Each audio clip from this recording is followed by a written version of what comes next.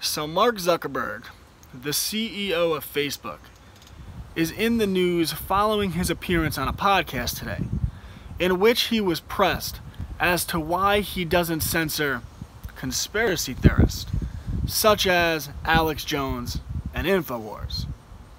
Now, first off, the question itself is misleading because it's been well documented. Just look at Diamond and Silk when they testified in front of Congress, or look at the reach of President Donald Trump himself, which has been greatly limited, greatly reduced following Facebook's changing of their algorithms. So it's well documented that Facebook does in fact censor libertarians and conservatives, let alone conspiracy theorists. But looking beyond the misleading question, Zuckerberg answered, I'm paraphrasing here, something along the lines of, there is a difference between people being wrong and people having the intention of misleading others. And he believes that people such as Alex Jones, InfoWars, in his opinion, are wrong about a lot of things, but they're not necessarily setting out to mislead people with bad intentions. And when he said that, of course, since then, the left, the mainstream media, the political establishment, they are outraged that Mark Zuckerberg just isn't quite censoring conspiracy theorists. And by that, of course, they want to expand the definition to anyone who's anti-establishment. So, why he's not censoring, for example, there's a lot of Bernie Sanders supporters who are left-wing, they're actually socialists, who talk a lot about the death of Seth Rich. Well, the establishment wants that type of talk censored. Or anyone, seemingly, who is libertarian or conservative, except Ben Shapiro. You could look into why that is for yourself. But anyone who is libertarian or conservative seemingly has their reach limited on Facebook. But the mainstream media, the establishment, the left in general, the establishment left, they don't think this is enough censorship, so they were outraged by Mark Zuckerberg's answer. And I think it's very telling how people who buy into establishment narratives are completely ignorant to the distinction between people being wrong versus intentions. And a great example of that is the debate on immigration. Anyone who talks about immigration, who says we need to secure our borders, stop unchecked illegal immigration from coming across America's southern border from South America. Anyone who puts out those talking points, who makes that argument, is instantly labeled by the political establishment as xenophobic, as a racist. We saw this best in the case of President Donald Trump himself. And it's very convenient to train people to always assume the intentions of the people who have different views from themselves. Because when you assume intentions, you don't have to actually engage in the argument. You could just say, well, anyone who supports Donald Trump's immigration policies, well, that's because they're xenophobic, that's because they're racist. In fact, anyone who supports Donald Trump in general or any of his policies, well, that's because they're racist, they support the KKK, they support slavery, or they're Nazis. And it's very convenient to train people to think that way. And that's why sophists work so hard, and sophistry is the mastery of the mainstream media, to train people to assume intent. This way, they don't have to actually formulate arguments to prove their political opposition wrong. Because there is no true debate over immigration, for example. When you hear people talk about immigration, it's always framed along the lines of one group of people saying that we need to secure America's southern border because of the natural contradiction between having open borders with a welfare state, or People are concerned that American culture is being changed, and this is a threat to freedom of speech. See what we're talking about here? This is a threat to the Second Amendment, and because of that, we should protect American culture and have checks on how many people we're bringing in from the third world. Well, that's one side of the argument, but the other side is always just, well, those people are racist, those people are xenophobic. And there's very little talk about the pros and cons of having a program based on first having illegal immigration, then having a visa lottery program and chain migration versus a merit immigration based system where you have people come into America based on their credentials and what they can contribute to the economy rather than just a diversity lottery program. Now, you could think what you want to think about that, about either side of the argument. But the point is that the argument doesn't take place because the mainstream media, the masters of sophistry, train people to assume bad intentions rather than having an intellectual debate. And by getting people to assume intentions, the intellectual debate never has to take place in the first place. So I do find it very interesting that Mark Zuckerberg is being so widely attacked for pointing out the distinction between thinking someone is wrong and assuming their intentions. So after that answer, Mark Zuckerberg was asked about, because the topic of Alex Jones came up, and he was pressed about Sandy Hook. Now, for those of you who are really plugged in and you pay attention, you know that Alex Jones' argument on Sandy Hook, it's been turned into a straw man argument. It's actually the mainstream media who keeps bringing up, and I'm no absolute Alex Jones defender, it's factual information. It's the mainstream media who keeps invoking Sandy Hook, who are taking advantage of the families who had loved ones die in Sandy Hook in an effort to discredit Alex Jones. So everything is very backwards. They have created a straw man and they misrepresent Alex Jones' position on Sandy Hook in the first place. But the broader question is, why do we have to question Sandy Hook? And the answer to that is because we have to question everything. Because if you look back at history, the escalation of the Vietnam War was made possible through a false flag attack in the Gulf of Tonkin, in which the United States government claimed that an American warship was attacked by the Vietnamese in the Gulf of Tonkin, and that was used to escalate the war in Vietnam, which of course led to some estimate up to 1.4 million people being killed. Well, it was later admitted that that attack in the Gulf of Tonkin never took place.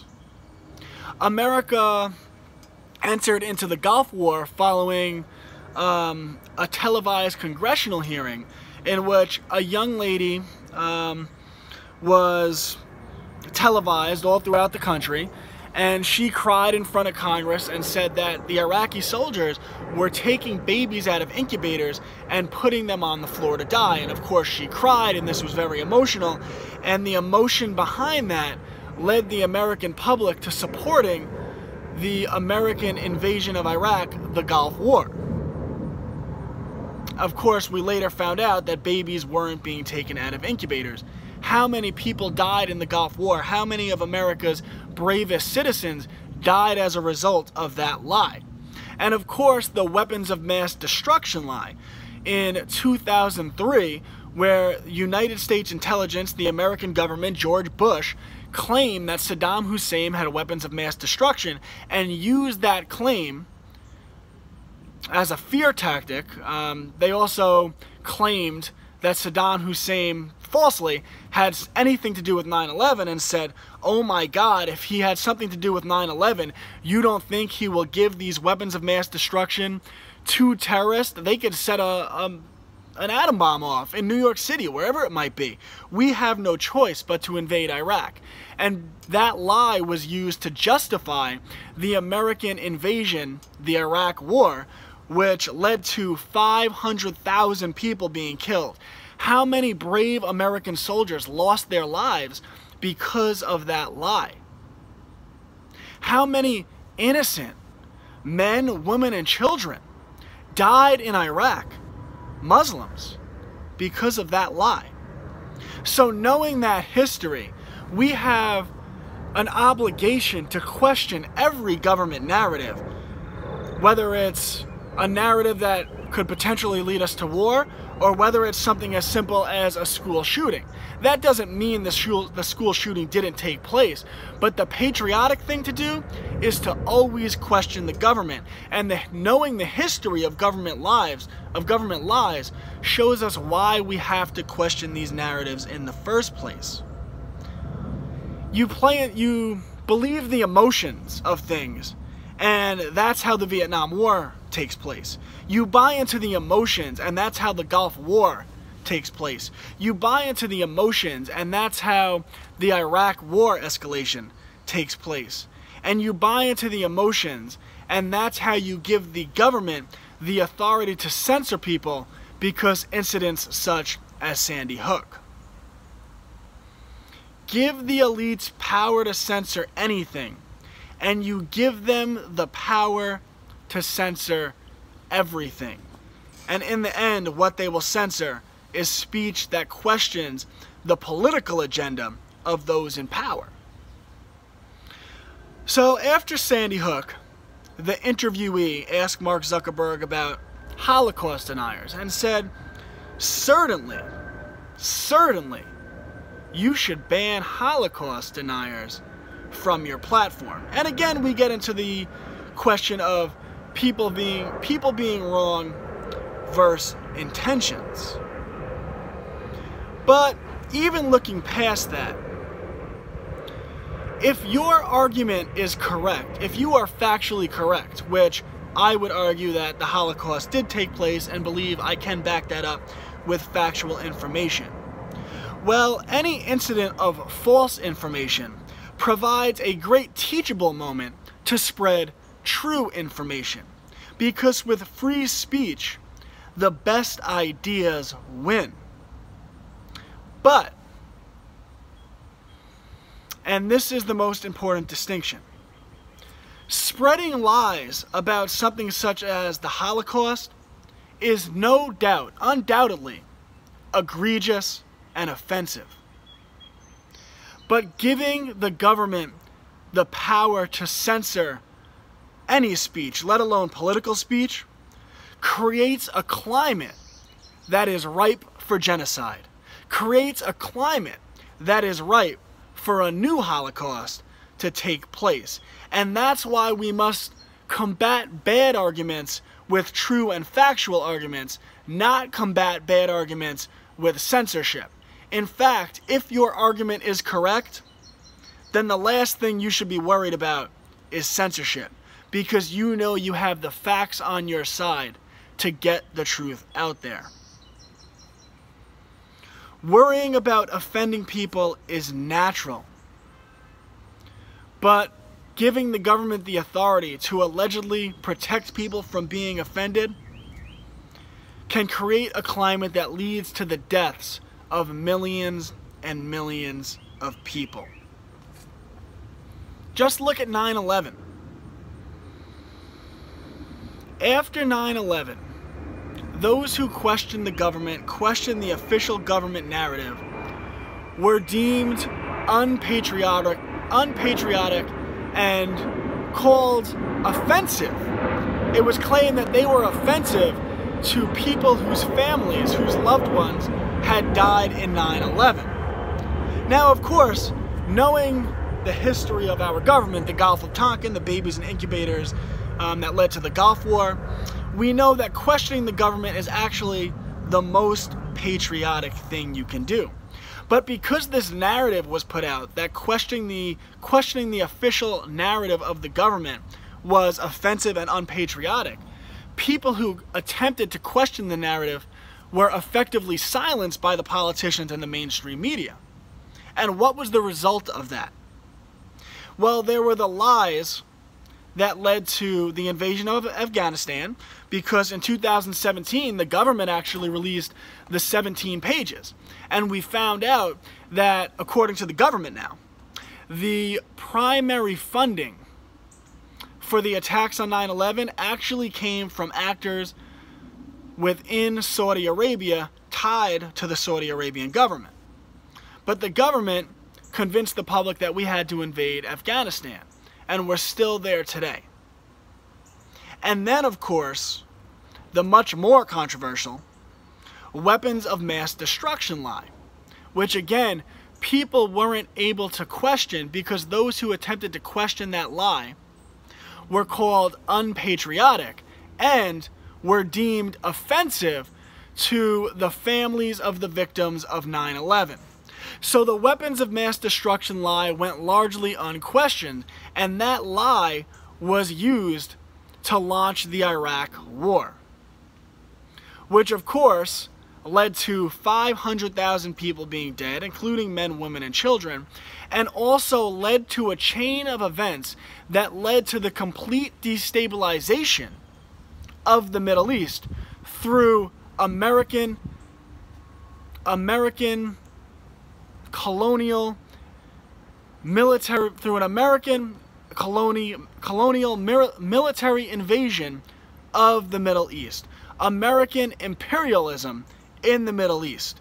Because first there was the jumping point, Afghanistan, then the weapons of mass destruction lie, which led to the invasion of Iraq, which led to providing the infrastructure and the American military base in the Middle East, which allowed the CIA and the deep state to prop up the Arab Spring, which led to the overthrow of Omar Mubarak in Egypt, which led to the overthrow of Gaddafi in Libya, which led to the American invasion of Syria, which allowed America and the American military to support Saudi Arabia in their ruthless attack of the people of Yemen, in which people are currently being starved to death, including men, women, and children. And of course, all of this allowed for the creation of ISIS, which led to essentially a Christian genocide in the Middle East. How many men, women, and children, innocent children, died because of these lies, because of the narrative that it is somehow unpatriotic or offensive to question government narratives, which provided those in power the ability, essentially, to censor those who question those narratives. It is very easy to want to censor people because you're worried about offending people. You're worried about people being offended, or it's somehow unpatriotic.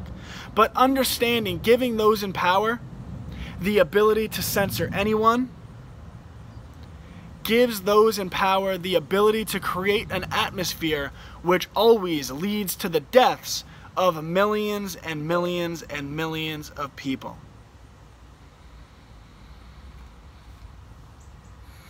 And of course, because it was unpatriotic and offensive to question anything the government did after 9/11, this gave the Bush regime the justification it needed to pass the Patriot Act. Now, of course, the Patriot Act was actually written up before 9/11, but they used that attack as justification to take away our freedom, to take away our basic liberty, which is why we need free speech, which we can never allow free speech, even if it's offensive, even if we think it's wrong, to be limited in any way, because the limiting of speech, our most important liberty, always leads to the taking away of our other liberties. So you got the Patriot Act, which gave the government the authority to spy, which of course led to NSA spying, and James Clapper lied to Congress under oath, said that they weren't carrying out, the NSA, blanket surveillance of the American population. But then we found out from Edward Snowden and his leaks that the NSA was in fact carrying out unconstitutional blanket spying on the entirety of the American citizenry. And of course, what was the result of that? Were any government officials held responsible? No. Edward Snowden's actions as a whistleblower were deemed by the mainstream media as what? Unpatriotic.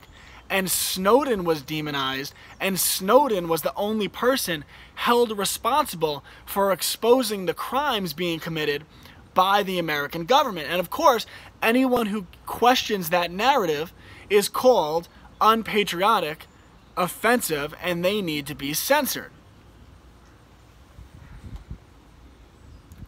Think about the atmosphere after 9/11. Again, anyone who questioned the war on terror, anyone who questioned the official government narrative was offensive. Well, if you're on the left, if you're a liberal, what do you think created the environment which allowed for torture at Guantanamo Bay, Cuba?